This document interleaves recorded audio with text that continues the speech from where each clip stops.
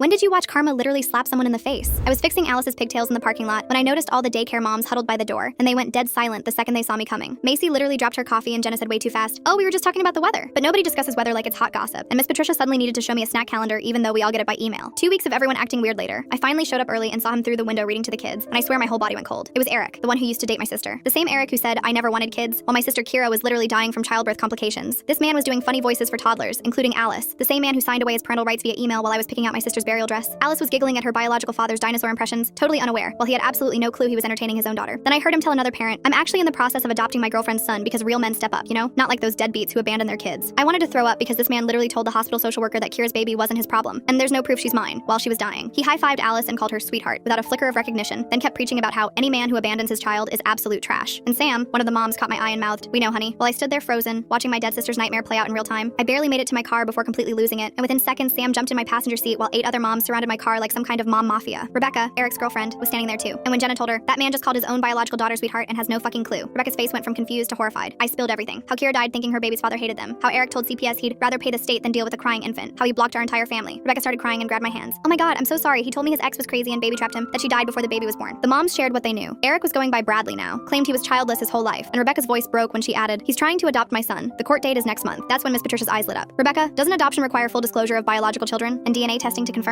Rebecca went still, then looked me dead in the eyes. "The adoption lawyer said we need DNA tests submitted within 2 weeks to prove he has no undisclosed biological children." The parking lot went electric as Rebecca squeezed my hand. "I want to help you. Kira deserved better. Alice deserves better. Let him hang himself with his own lies." She pulled out her phone showing the adoption paperwork where Eric already swore under penalty of perjury that he had no biological children, and said, "Let's make sure his DNA test gets fast-tracked." Rebecca deserved an Oscar for her performance over the next week, gushing about how Bradley was so eager to legally become a father, how he couldn't wait for the DNA test to finalize everything. Eric literally bragged at daycare about finally becoming a real dad through adoption while reading to Alice, and Rebecca recorded him saying, "I've never had kids, but I've always known I was meant to be a father." The DNA test day came, and Rebecca made sure I was there as Eric walked into the clinic joking about how, "This is just a formality since I've never had kids." Family day arrived 2 days after the results came in. Eric gave this whole presentation about choosing to be a father and stepping up when it matters. Rebecca stood up mid-speech, hands shaking but voice strong. "Before we celebrate Bradley becoming a legal father, maybe we should discuss these DNA results that just killed our adoption." She held up the papers. "Eric Green, you have a biological daughter. She's been in this room the whole time." The gasp that went through that room could have been heard from space. Alice heard her name and ran over asking, "Where's my daddy?" Rebecca pointed at Eric saying, "Apparently right there, sweetie. The man who's been reading you stories is your biological father who abandoned you." Eric tried stammering about contaminated results, but Rebecca pulled out her phone with the adoption lawyer on speaker. "Mr. Green, lying about biological children on adoption papers is a felony. We're forwarding everything to the DA's office." Parents literally grabbed their kids and backed away while Rebecca turned to me. "I'm so sorry about Kira. No woman should die thinking her baby's father didn't care." She kneeled down to Alice. "You're beautiful just like your mama in heaven, and you deserve so much better than him." The daycare banned Eric immediately. The adoption was dead, and Rebecca stayed in our lives. She brings her son for playdates with Alice now. The DNA test became evidence for 3 years of back child support plus perjury charges.